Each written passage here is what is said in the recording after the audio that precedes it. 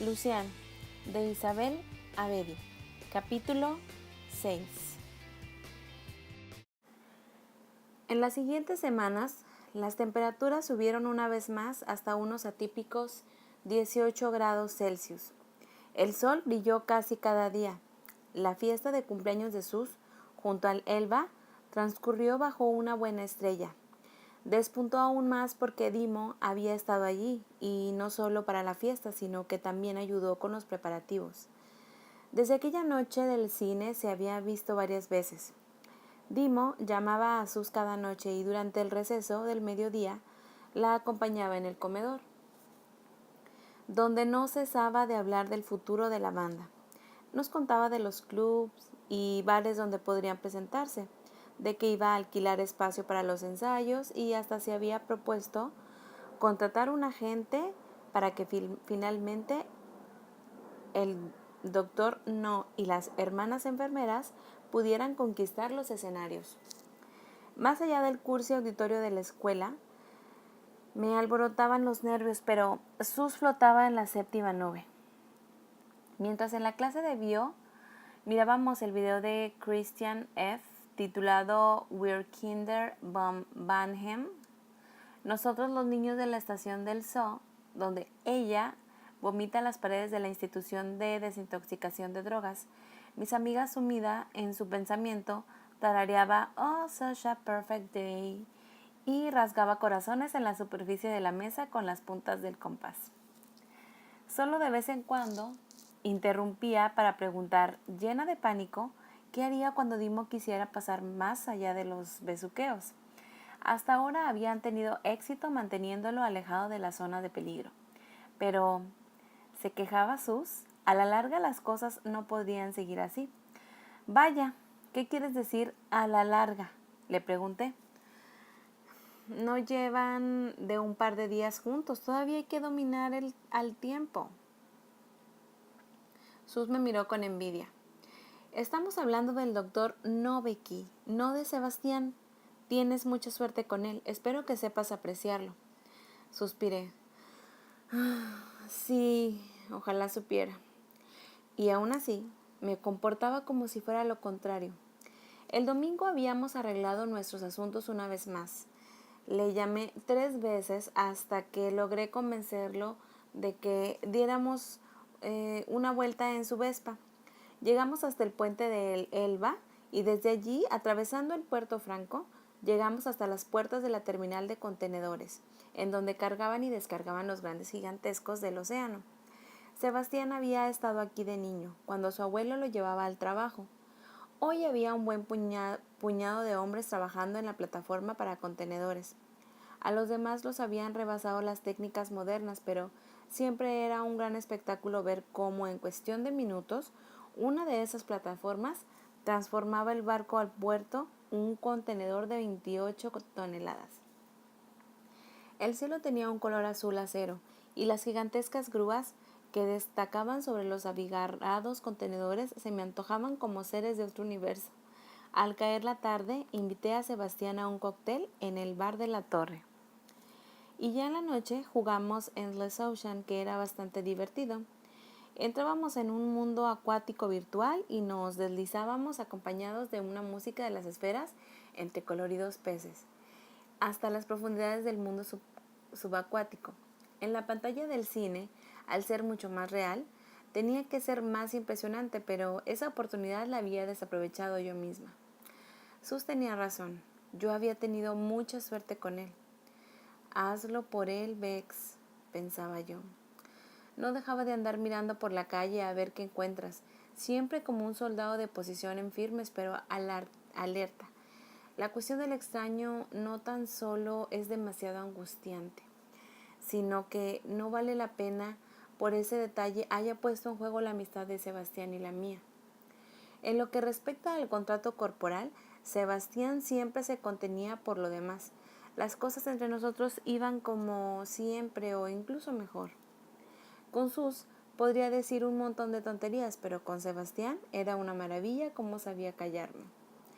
El martes, cuando Spatz entró a mi recámara para saludarnos, yo estaba sentada en mi escritorio, dibujando.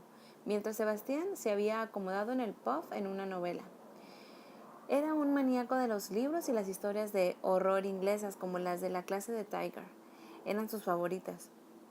Muchas veces, Sebastián se quedaba junto al escritorio de Tiger después de la clase discutiendo con él o haciéndole preguntas. Pero en fin, esta semana había preparado un ensayo sobre Ambrose Lovell, el autor preferido de Tiger. Lo expuse el viernes en la última clase. Era el 80 aniversario del fallecimiento del autor inglés. Tiger le dejó la mesa y se sentó en la silla desocupada de mi vecino.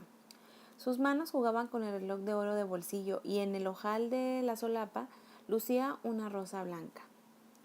Lovell nació el 3 de marzo de 1881 en el condado inglés de Suffolk, narraba Sebastián. Su padre fue pastor protestante, pero Lovell creció en una atmósfera de violencia familiar. En la iglesia, su padre predicaba los mandamientos de Dios, pero dentro de sus cuatro paredes la emprendía contra su esposa y los niños. Cuando su hermano menor, por pavor al violento padre, se suicidó, Lovell se fugó de su casa. Solo tenía 13 años y se dedicó a lustrar zapatos por las calles de Londres hasta que al concluir 17 años redactó sus primeros relatos cortos, mismos que fueron publicados por una de las editoriales más reconocidas de aquellos tiempos. En los años siguientes, Lovell escribió como en trance, trabajaba día y noche y a menudo sin comer. Las editoriales lo apreciaban mucho y sus libros empezaron a publicarse en ediciones cada vez con más frecuencia. En 1921, Lovell conoció a la joven bailarina Emily Stanford, que se convirtió en su mujer a los pocos meses. El escritor inglés le dedicó su única historia de amor. Jenny y Paula intercambiaron risas a las que Sebastián ignoró. Al cabo de un par de años, Emily trajo al mundo al niño de ambos, a quien Lovell llamó David por su hermano muerto.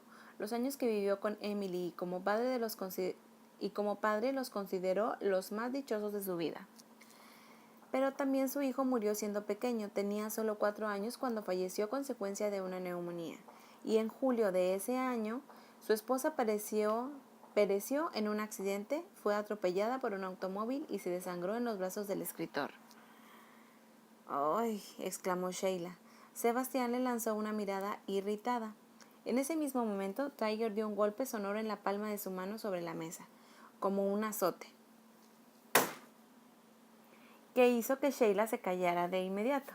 La calma reinó en la clase y hasta ahora Aaron se abstuvo de salir con alguna gracia tonta.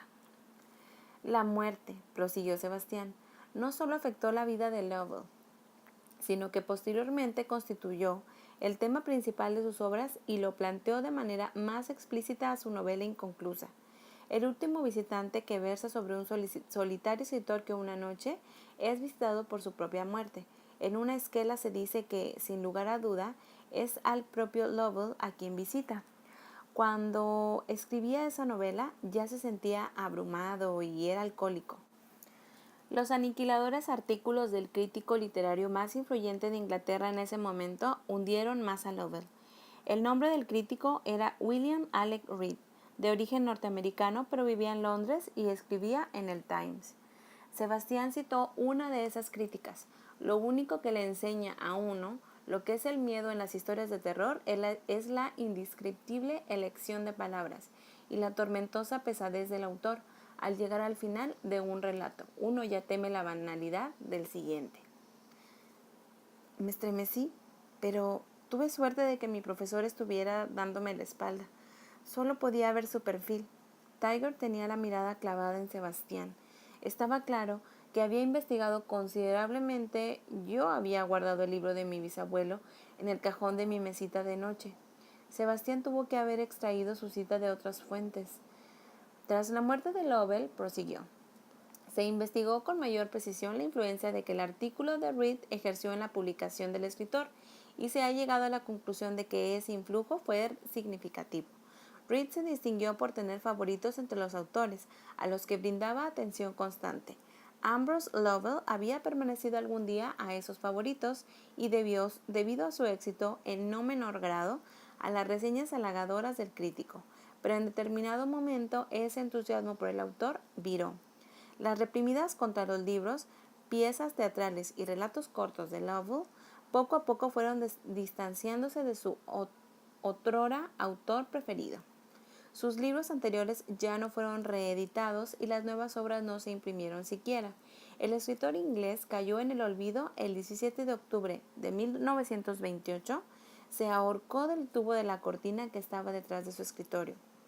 Era su cumpleaños número 47 y la última frase de una medio concluida novela decía: tiene que existir un lugar donde el hombre quede liberado de todo aquello que carcome el alma, y es hora de buscar ese lugar.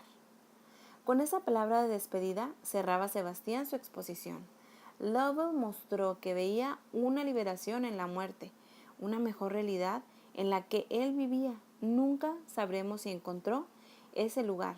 Espero que así haya sido. Querida, has sido bastante emocionante, me dijo Sus camino a casa. ¿Viste las manos de Tiger?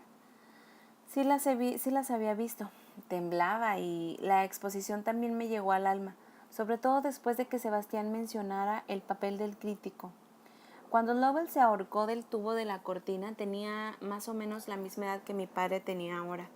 Estaba muy contenta de haberle hecho caso a Jane acerca de no mostrarle el libro a Tiger, y a Sebastián mejor no le había contado nada al respecto. Me propuse, por otro lado, echarle un vistazo al libro en cuanto tuviera oportunidad.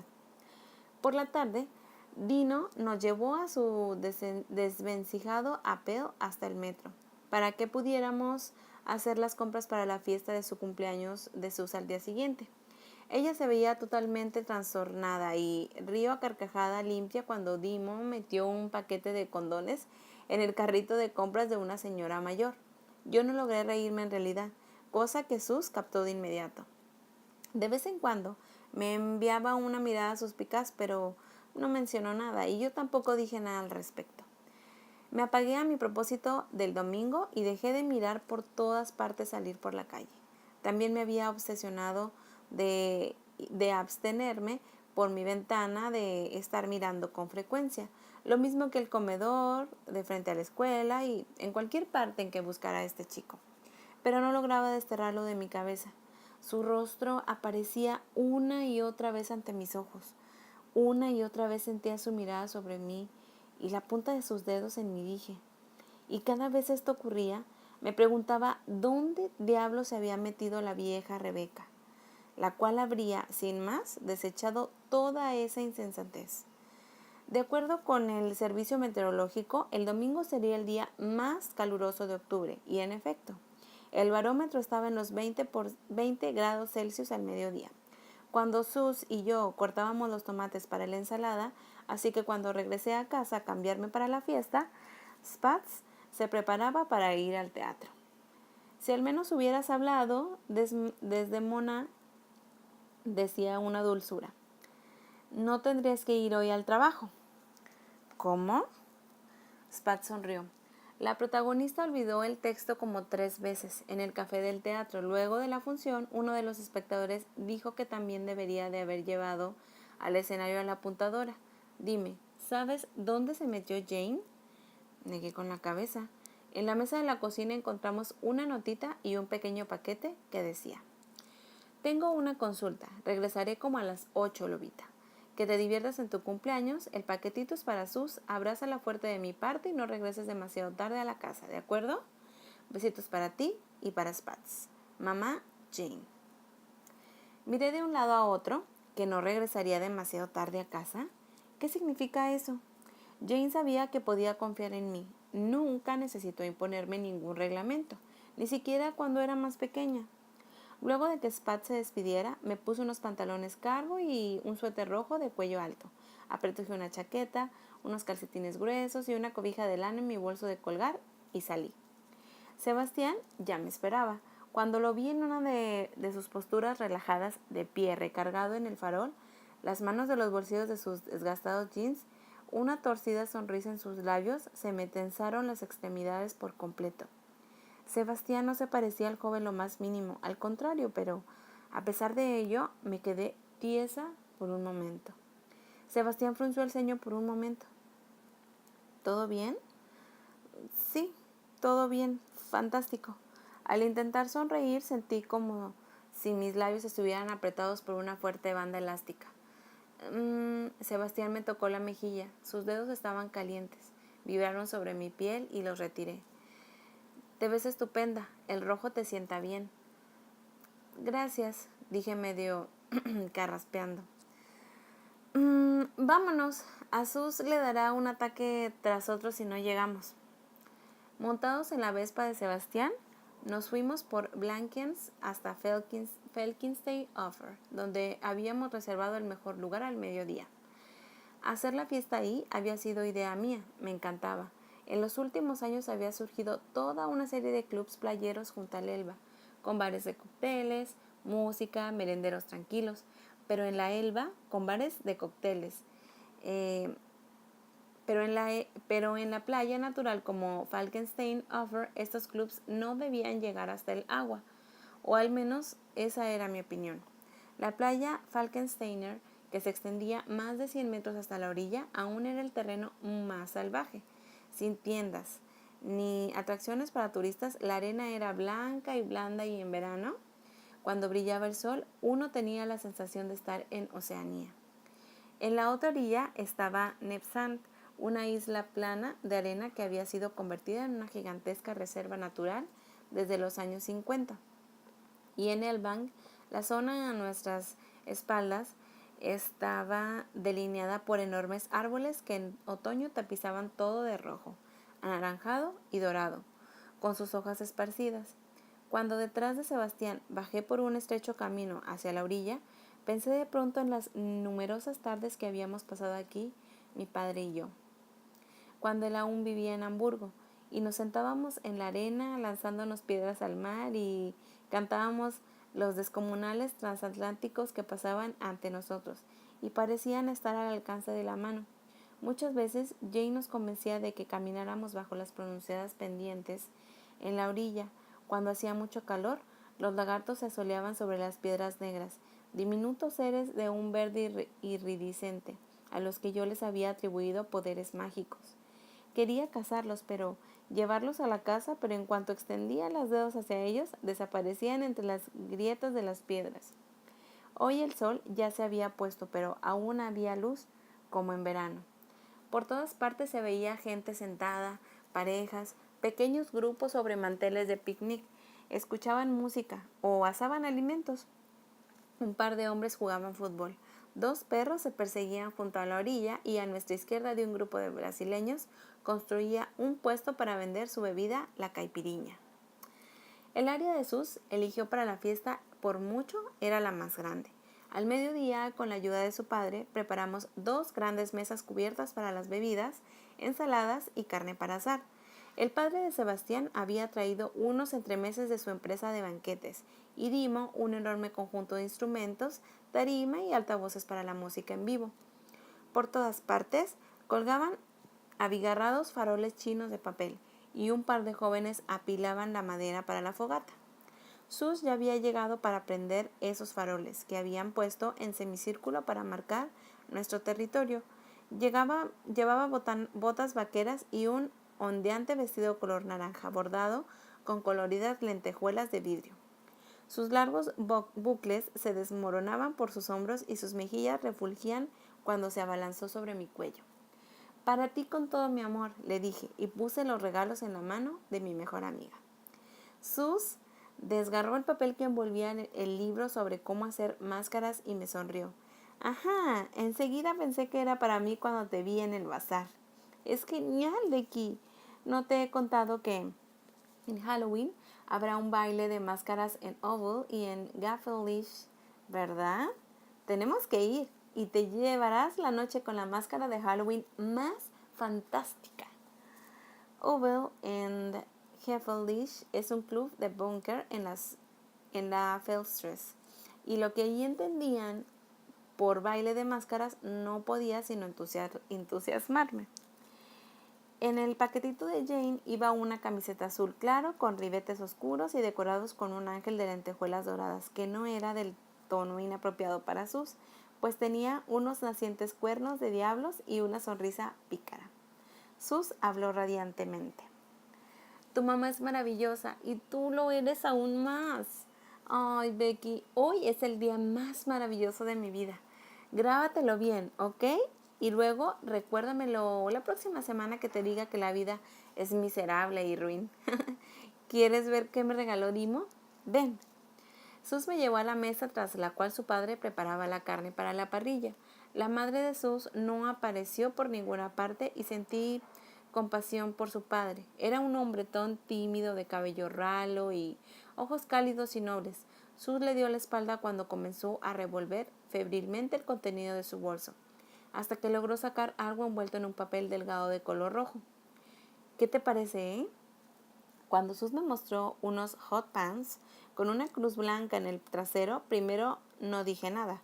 Los labios de Sus hasta ahora habían tenido una sonrisa de oreja a oreja. Comenzaron a temblar peligrosamente. Dimo no estaba lejos de nosotros, en su sitio. Se pasó los dedos por sus oscuros cabellos y devoraba a Sus con la mirada. Cuando sus pupilas se toparon con las mías, me guiñó el ojo, pero yo volteé a otra parte. No te cae bien, ¿verdad? Los hombros de Sus se hundieron. Oh, lo último que quería era echar a perder su fiesta de cumpleaños. Tú eres mi mejor amiga, le dije, y traté de hablarle con la mayor confianza que fue posible. Y Dimo es estupendo. Los hot pants son sexy, sí. Te vas a ver súper bien con ellos. Con una sonrisa de lado, Sus volvió a meter el regalo en el papel. Ok, movió la cabeza y sus rizos volaron de nuevo. Ven, pasémosla bien. Sí, eso era lo que yo quería. Estaba decidida por completo a pasarla estupendo, y la noche se presentaba como hacha justo para eso. Sus había invitado a media clase, a la banda de Dimo y un par de amigos de afuera, así que conformábamos un grupo bastante nutrido. Prendieron la fogata, las astillas de madera comenzaron a encenderse una tras otras, crujiendo y crepitando. Chispas doradas salían disparadas por el oscuro ambiente, y por el Elba los barcos seguían su rumbo. Poco a poco, las olas comenzaron a golpear las arenosas orillas. Asamos carne, salchichas y papas en rodajas, y en cierto momento la banda de Dimo, alias Doctor No, se juntó en torno a él. El baterista y guitarrista harían el examen de la selectiva el próximo verano. Las dos hermanas enfermas estaban en la 11B, que era una clase paralela a la de nosotros. Sus le había dado clase de respeto de matemáticas a una de ellas, Dorothy, una rubia flaca con incontables piercings, y fue por ello que mi amiga entró en contacto con la banda. Su música era una salvaje mezcla de grupo Hearts, Médicos y Revolver Health, Héroes del Revólver. Al grupo le gustaba la música a todo volumen, galácticamente alta, como diría Sus, y sus acordes ahora resonaban en medio de la noche. Con su contrabajo en las rodillas, Dimo rasgó las cuerdas y al cantar se echó a la nuca un oscuro cabello. Explotó, vuelo hecho pedazos cuando contigo recorro el mundo. Cuando las hermanas enfermas entraron, yo exploto, yo exploto, yo exploto. Sus, moviendo los brazos al aire, parecía realmente un cohete antes de despegar. Sebastián me tomó del brazo, me susurró algo al oído que no entendí. El padre de Sus, con las manos entrelazadas y apoyadas en un árbol a medio caer, tenía en el rostro una expresión perdida, y durante un corto y demencial momento tuve una sensación de déjà vu. Luego de 8 piezas y un aplauso ensordecedor, el doctor No y las hermanas enfermas concluyeron su show a cielo abierto, y poco después bailamos acompañados al ritmo de la música de la instalación. Dimo puso un hip hop, techno y rock, y una mezcolanza bastante buena, hasta un par de viejas canciones de heavy metal de los 70s salieron a relucir. Al igual que Sus, yo también me había quitado los zapatos. Nos volvimos paranoicas con Black Sabbath. Nos arrodillamos una frente a la otra, y cuando Dimo, como pequeño remate para la fiesta, lanzó para los altavoces la canción de la serie animada Heidi, ni Sus ni yo pudimos aguantarnos.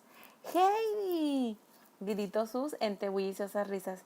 ¡Heidi, tu mundo en los montones! Sombreados pinos, verdes prados, bañados de sol. Heidi, Heidi, mereces la fiesta. Mi amiga me tomó de las manos y me hizo dar vueltas hasta que el fuego y los faroles y las luces de todos los barcos que pasaban se unieron en un acelerado satélite que daba vueltas en torno a mi cabeza. Lanzamos gritos y cuando tomadas del brazo caímos en la arena, Sus me besó en la boca y me dijo que iba a morir de dicha. Con el rabillo del ojo percibí que Sebastián nos fotografiaba. Junto a él estaba Dimo, riendo, y esta vez parecía estar contento sencillamente porque Sus estaba pasándola bien. Casi me resultó simpático en ese momento. Era bastante tarde cuando en pequeños grupos nos juntábamos en torno a la fogata. Sentándonos en colchonetas y arropándonos con cobijas, Sebastián se sentó detrás de mí y me estrechaba con ambos brazos. Sus tenía la cabeza sobre el regazo de Dimo. Aarón había traído Black Stories, un juego de cartas con historias tétricas y enredadas que se resolvían contestando sí o no. Por ejemplo, un hombre que conducía por la calle sin cabeza, yo fallé, diciendo que iba en moto. Sebastián, después de mí, opinó que se trataba de un accidente y Dimo por fin resolvió el enigma. Un camión que iba delante de la moto cargaba planchas metálicas y cuando el motorista pretendió rebasarlo, se soltó una de las planchas y le separó limpiamente la cabeza del torso. ¡Qué asco!, dijo Sus. ¡Qué horrible muerte! Yo tengo una más. Dimo levantó otra de las cartas. Romeo y Julieta yacen muertos sobre el suelo. Junto a ellos hay pedazos de cristal y un charco. La ventana está abierta. ¿Qué ha ocurrido? Fue como una premonición. Las figuras se desplegaron ante mis ojos como una película. El aposento de paredes descubiertas de madera, la araña de luces oscilando sobre mí. De repente estaba allí, la alfombra felpada, el cobertor de florecillas, la figura sobre mí, a la que sentía sin verla, y yo en el suelo gimiendo, rogando. ¡Mierda! Cerré los puños. No querrían estos pensamientos. Era la noche perfecta, me sentí excelente.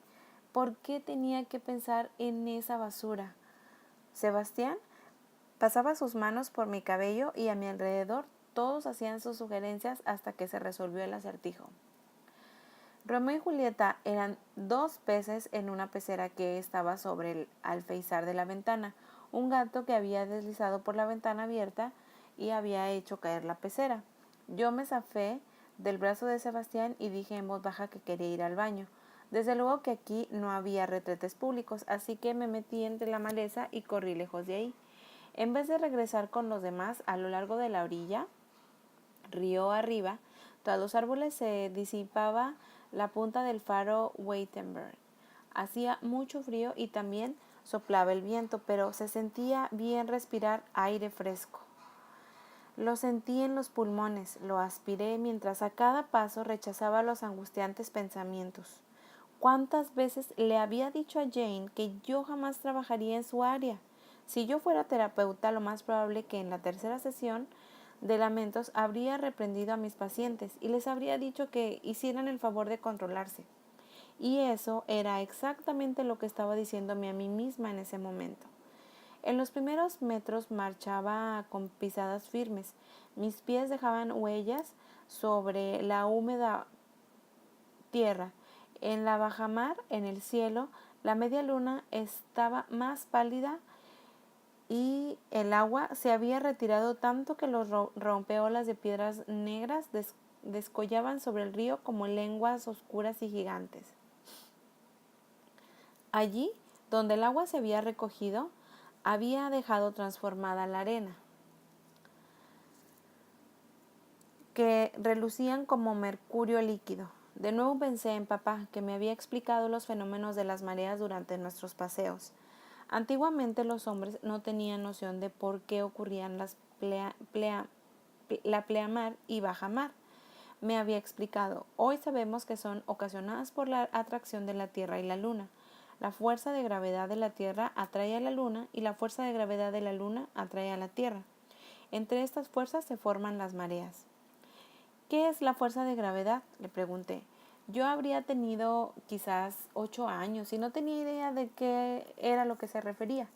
La fuerza de gravedad, aclaró, es como si la Tierra y la Luna estuvieran unidas por una banda invisible. ¿Entonces no puede estar la una sin la otra?, interrogué a mi vez, aunque estén algo lejos. Mi padre asintió y yo percibí esto como algo triste. Me quedé sumida en mis pensamientos y poco a poco me sentí mejor de nuevo. Por lo visto, la caminata había sido lo mejor. Estaba más tranquila. Mi congoja por la pesadilla me parecía ahora sumamente ridícula. Querida, ¿cuánto tiempo has de eso? ¿10 días? ¿2 semanas? En todo caso, lo bastante para olvidar definitivamente. Me volteé. El pequeño faro estaba unos cuantos metros de mí. Desde hacía un par de años era monumento nacional y se encontraba, según mi padre, entre los faros de acero más antiguos de su estilo. Para mí tenía algo de amigable, alegre.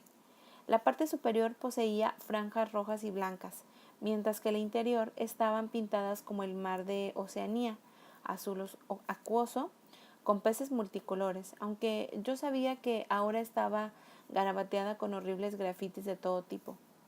Pero en la oscuridad no se podían distinguir. Solo los faros luminosos de la torre parpadeaban como ojos vigilantes vigilando la penumbra. La playa que me rodeaba parecía muerta. Los imponentes árboles se deslizaban negros contra el cielo y en lontananza veía los diminutos puntos de las luces del puerto. No tenía ni idea de cuánto tiempo había pasado, y si no quería que los demás se preocuparan, debía regresar lentamente. En vez de eso, caminé un poco más lejos. Una vereda angosta guiaba el camino alrededor del faro, a la derecha. El sendero de bifurcada, desde aquí se podía ir hasta Whittle, que yo me sentía atraída hasta la pequeña bahía después de las piedras. Aquí crecían unos cuantos arbustos, escuálidos y batidos por el viento. Sus ramas serpenteaban al aire un poco más lejos, justo en la orilla. Ardía un fuego, frente al cual alguien estaba sentado. Cuando reconocí quién era, ya no me sentí sorprendida, por el contrario, era una secuencia lógica. Se giró y continuó sentado inmóvil hasta que me planté delante de él. Con las manos en los bolsillos de la chaqueta y la cabeza algo inclinada, me miró. El cabello negro le caía sobre la frente y las ramas proyectaban sombras sobre su pálido rostro. Al lado de él, en un saco de dormir extendido, había una mochila. La tomé, la hice a un lado y me señaló el espacio que había quedado libre. «Siéntate», me dijo, y prosiguió. «Ahora tengo un nombre. ¿Todavía quieres saberlo o no?» Hasta aquí el 6º capítulo de Luciane, de Isabel Abedi.